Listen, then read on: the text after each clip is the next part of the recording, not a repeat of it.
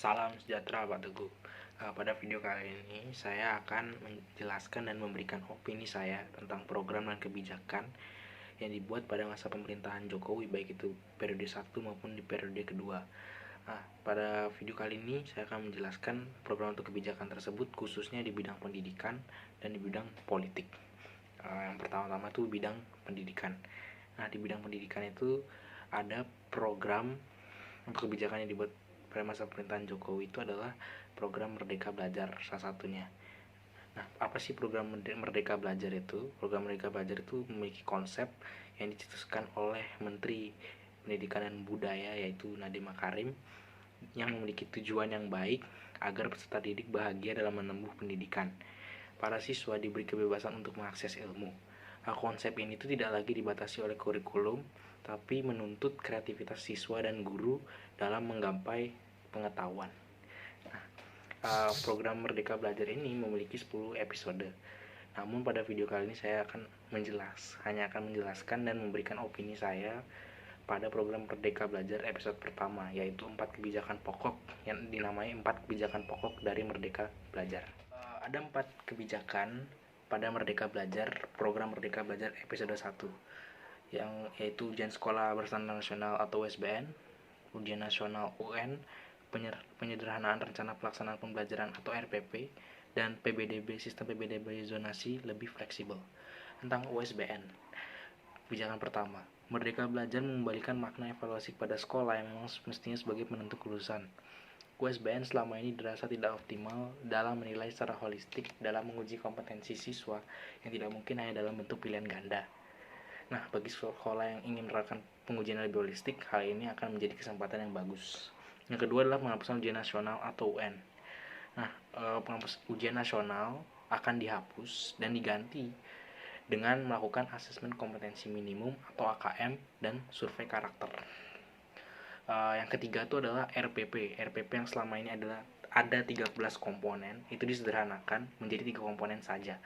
Esensi dari RPP itu bukan berdasarkan penulisannya, tetapi proses refleksi dari guru tersebut, bukan menulis dengan tujuan administrasi belaka.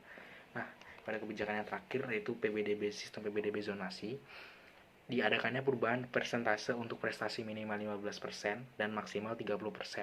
Zonasi bukan berarti pemerataan, yang lebih mendesak adalah pada pemerataan kualitas guru. Opini saya tentang program Merdeka Belajar pada episode 1, 4 kebijakan tersebut saya sangat setuju ya, terutama pada kebijakan kedua yaitu penghapusan ujian nasional.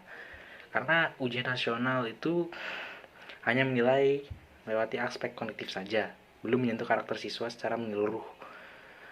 Perubahan yang dilakukan dengan melakukan asesmen kompetensi minimum atau AKM dan survei karakter ini menurut saya cukup bagus karena AKM ini memetakan kompetensi sekolah secara minimum.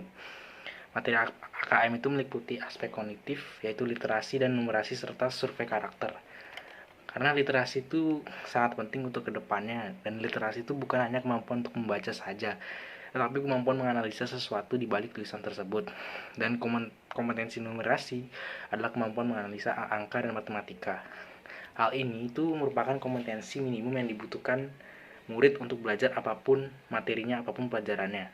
Jadi dengan adanya AKM ini mungkin akan membuat siswa tuh tidak belajar hanya dari pelajaran saja, bukan hanya berdasarkan pelajaran, tapi akan memacu kemampuan atau kompetensi minimum yang dimiliki atau potensial bakat yang dimiliki dari siswa tersebut. Itu menurut saya. Dan untuk kebijakan lainnya saya sangat setuju, zonasi jadi lebih fleksibel tuh bagus ya, dan lainnya pun saya rasa kebijakan ini sangat bagus, dan saya berharap kedepannya Kemendikbud dan Presiden Jokowi akan membuat kebijakan-kebijakan yang lebih luar biasa lagi untuk meningkatkan kualitas SDM negara Indonesia. Dan saya berharap pendidikan di negara Indonesia itu bisa lebih maju. Selanjutnya di bidang politik. Di bidang politik, salah satu kebijakan yang dilakukan pemerintahan Jokowi itu adalah dilakukannya pilkada serentak pada tahun 2020. Pilkada ini itu adalah pemilihan gubernur dan pemilihan bupati atau wali kota yang merupakan sarana pelaksanaan kedaulatan rakyat di provinsi dan kabupaten atau kota untuk memilih gubernur dan bupati atau wali kota berdasarkan Pancasila dan Undang-Undang Dasar Negara Republik Indonesia tahun 1945. Pilkada ini dilakukan serentak di tahun 2020 pada masa pandemi COVID-19. Ini diselenggarakan oleh Komisi Pemilihan Umum atau KPU Provinsi dan KPU Kabupaten atau Kota. Menurut saya, dilakukannya pilkada serentak pada masa pandemi COVID-19 ini adalah salah satu kebijakan yang kurang bijak saja, karena ada kepentingan yang lebih penting, yaitu virus COVID-19 yang mengancam nyawa manusia. Nah, dengan dilakukannya pilkada serentak 2020 itu akan menimbulkan kerumunan yang akan membuat klaster baru. Jadi menurut saya seharusnya angka baiknya pemerintah memundurkan jadwal pilkada serentak tersebut demi mencegah penyebaran virus COVID-19 yang makin meluas. Seharusnya pemerintah bisa lebih memprioritaskan kepentingan mana yang terlebih dahulu lebih penting, yaitu kepentingan lebih penting itu adalah pencegahan virus COVID-19. Dan walaupun pilkada serentak tersebut dilakukan dengan berhasil, sebenarnya tidak ada klaster baru.